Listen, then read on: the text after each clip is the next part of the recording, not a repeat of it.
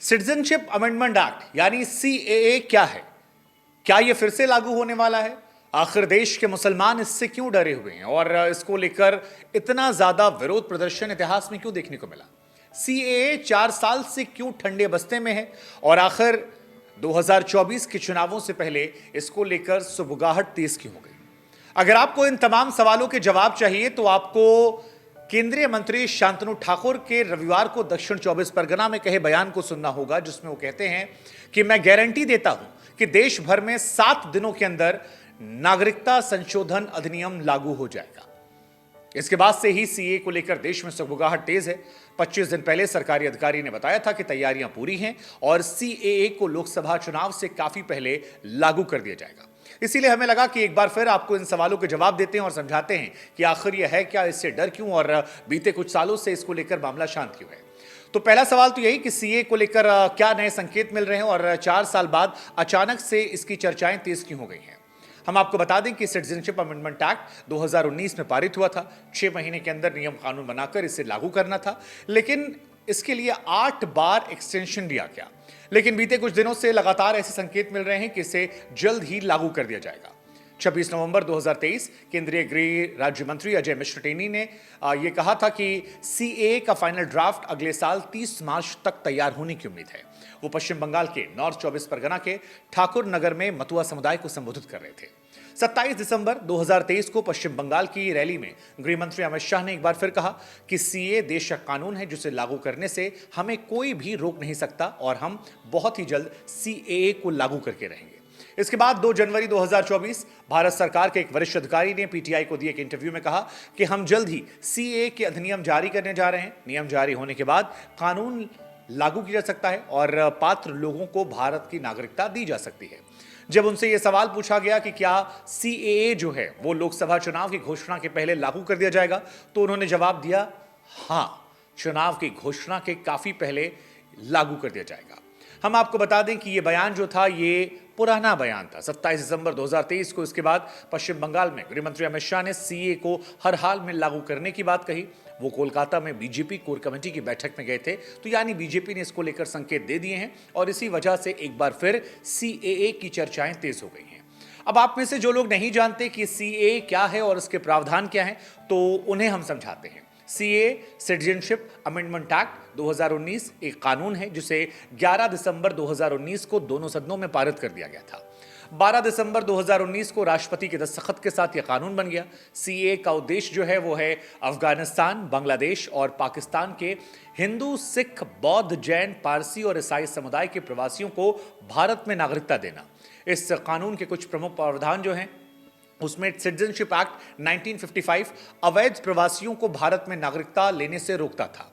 अवैध प्रवासी यानी ऐसे लोग जो भारत में पासपोर्ट और वीजा के बगैर घुस आए हों या फिर दस्तावेज मिलने की अवधि से ज्यादा समय तक यहां रुक जाए हों। सीए के जरिए इसमें संशोधन किया गया।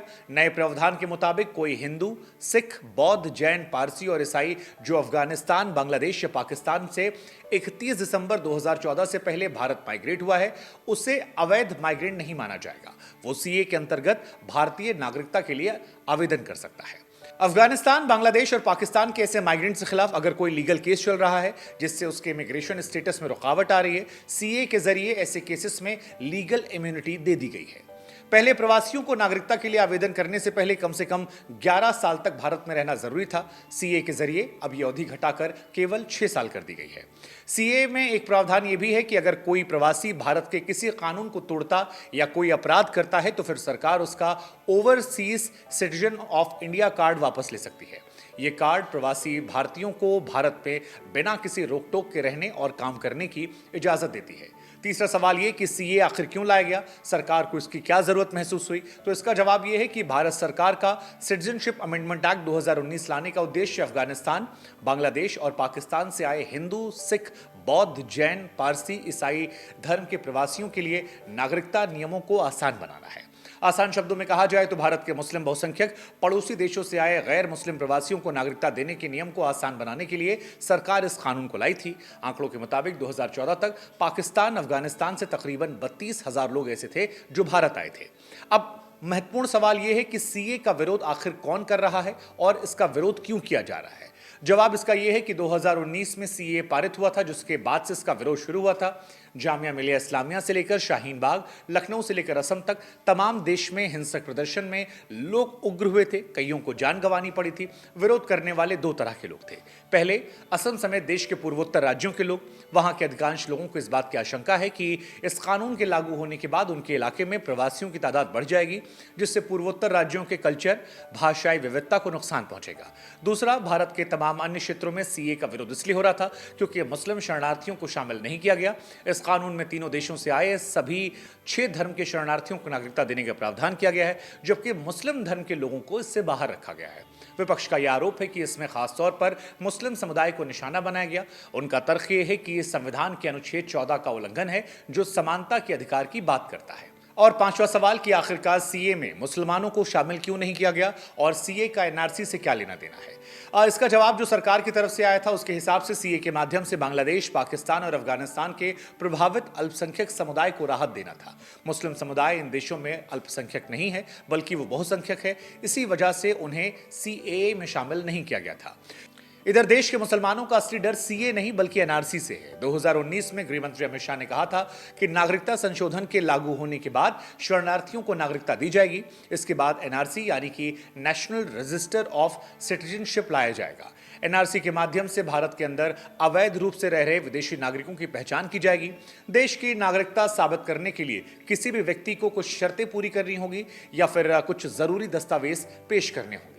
मुस्लिम समुदाय के बड़े तबके का यह मानना है कि सीए लागू होने के बाद जो एनआरसी लाया जाएगा वो मुस्लिम समुदाय की नागरिकता को लेकर संकट पैदा करेगा। हालांकि केंद्र सरकार विज्ञापन जारी कर पुष्टि कर चुकी है कि इस कानून से पड़ोसी देशों से आने वाले अल्पसंख्यकों को नागरिकता दी जाएगी, किसी की नागरिकता छीनी नहीं जाएगी।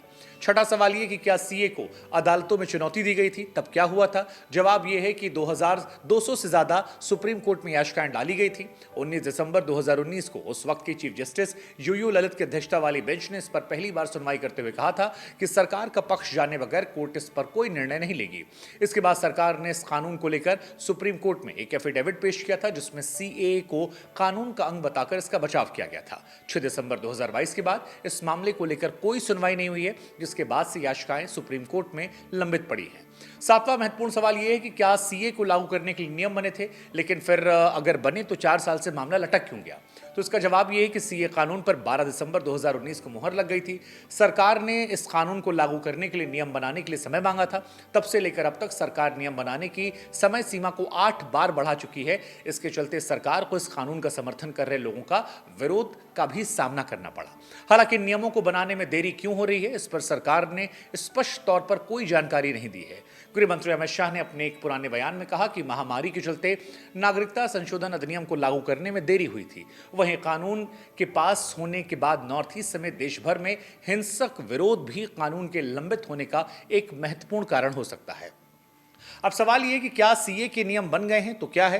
तो इसका जवाब गृह मंत्री अमित शाह और राज्य सरकार के केंद्र सरकार के तमाम मंत्रियों ने अनेक मौकों पर दिया है कि सीए को जल्द लागू किया जाएगा। हाल फिलहाल में एक रिपोर्ट आई थी इंडियन एक्सप्रेस में, जिसमें यह कहा गया था कि इस कानून को लागू करने वाले नियम तैयार हैं। जल्द ही नागरिकता से जुड़े प्रक्रिया को ऑनलाइन किया जाएगा।